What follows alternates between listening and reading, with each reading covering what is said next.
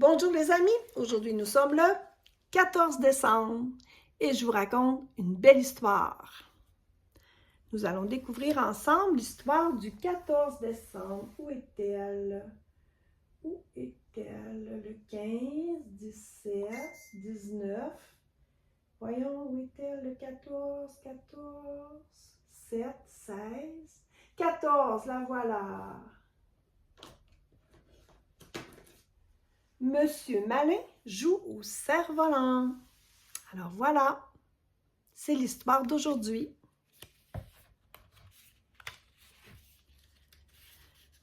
Par un jour de grand vent, parce que pour jouer au cerf-volant, il faut qu'il y ait du vent, Monsieur Malin se rendit chez Madame Proprette pour l'inviter.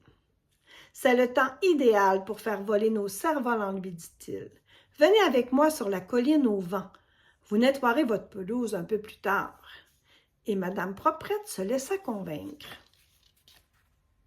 Vu qu'il ventait, il y avait des feuilles partout. Puis Madame Proprette, toujours propre, elle voulait ramasser les feuilles. Mais elle décide quand même d'aller s'amuser avec Monsieur Malin. Elle alla aussitôt chercher son cerf-volant. Un cerf-volant soigneusement repassé et minutieusement plié. Bref, un cerf-volant comme seule Madame Proprette pouvait en posséder. Elle a un très beau cerf-volant. « J'ai confectionné mon cerf-volant avec une carte routière, lui dit M. Malin. Comme ça, nous ne risquons pas de nous perdre. Il fallait y penser, n'est-ce pas? Vraiment, vous êtes très malin, M. Malin. » Alors, voilà son cerf-volant avec une carte routière. Ça veut dire que s'ils perdent leur chemin, ils peuvent toujours regarder sur le cerf-volant pour trouver leur chemin. Décidément, chacun avait fait preuve d'ingéniosité pour fabriquer son cerf-volant. Regarde ceux de M. Glouton. Oh, quel délice! De quoi te mettre l'eau à la bouche. M. Glouton, ses cerfs-volants, ce sont des gâteries, des cornets, des bonbons, des gâteaux. Quant à M. Havard, comme toujours, il avait cherché à faire des économies de tissu. À ton avis, avec quoi avait-il fait son cerf-volant? Avec un de ces vieux débardeur tout rapiécé. Avec un vieux débardeur, en effet, mais il l'avait trouvé dans la poubelle de son voisin. Regardez ça, avec un vieux chandail tout plein de trous. Mais M. Havard, il ne veut jamais dépenser ses sous. M. Méli-Mélo ne tarda pas à faire un beau Méli-Mélo avec la ficelle de son cerf-volant. « Ha, ha, ha, ce n'est pas malin, » s'écria M. Malin en riant aux éclats. Hein? Il est tout emmêlé dans la corde de son cerf-volant. C'est M. Méli-Mélo. À ton avis, quel était le cerf-volant le plus original? Sans aucun doute, celui de M. Étourdi.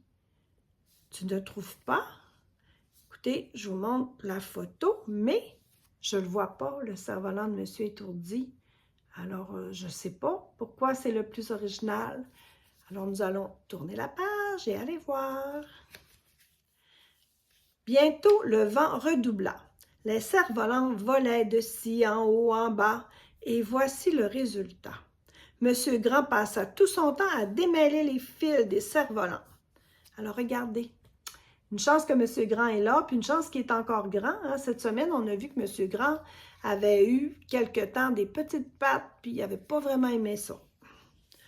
Malgré le grand vent, M. Malin et Mme Proprette firent décoller leur cerf-volant le plus naturellement du monde. Ils sont vraiment de bonne humeur. Regardez-les avec leur beau sourire. Hein, puis ils décident que même s'ils vont très, très fort, là, ils vont quand même jouer avec leur cerf-volant. Voyons, j'ai de la difficulté à tourner les pages. Soudain, on entendit quelqu'un crier « À l'aide, au secours !» Pauvre Madame Petite, si légère, elle venait de s'envoler avec son cerf-volant. « À l'aide, au secours !» entendit-on encore. Pauvre Monsieur Petit, si léger.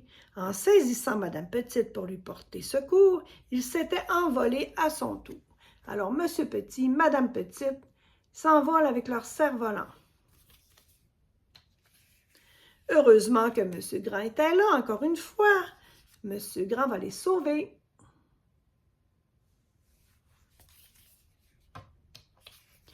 Monsieur Chatouille arriva soudain. Oh, ça fait longtemps qu'on n'a pas entendu d'histoire avec Monsieur Chatouille. Guili, Guili, une vraie manie, il venait faire des chatouilles à ses amis.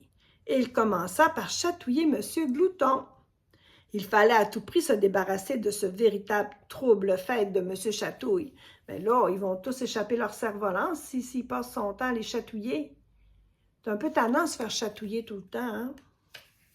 Et Monsieur Malin eut une idée pour que chacun soit tranquille à l'heure du déjeuner. Qu'est-ce qu'il a fait? On va se poser des questions, hein? Qu'est-ce qu'a fait Monsieur Malin pour que Monsieur Chatouille arrête de chatouiller tout le monde? Monsieur Malin avait trouvé le meilleur gardien des cerfs-volants. Voilà, c'est Monsieur Chatouille, hein, qui a tout pris les cerfs-volants puis qui les tient en attendant que tout le monde mange. Quelle bonne idée pour tranquilliser Monsieur Chatouille puis qui ne dérange pas tout le monde. Et après le déjeuner, Monsieur Chatouille était si fatigué qu'il ne pouvait même plus lever ses bras pour aller chatouiller les autres. Il n'avait plus la force de chatouiller qui que ce soit et il rentra chez lui exténué. Grâce à l'idée maligne de Monsieur Malin. Alors regardez-le, il est vraiment fatigué. Alors il ne va pas déranger le monde, il s'en va chez lui tranquille. Monsieur Malin avait eu une très bonne idée. Cette belle journée s'était bien terminée finalement.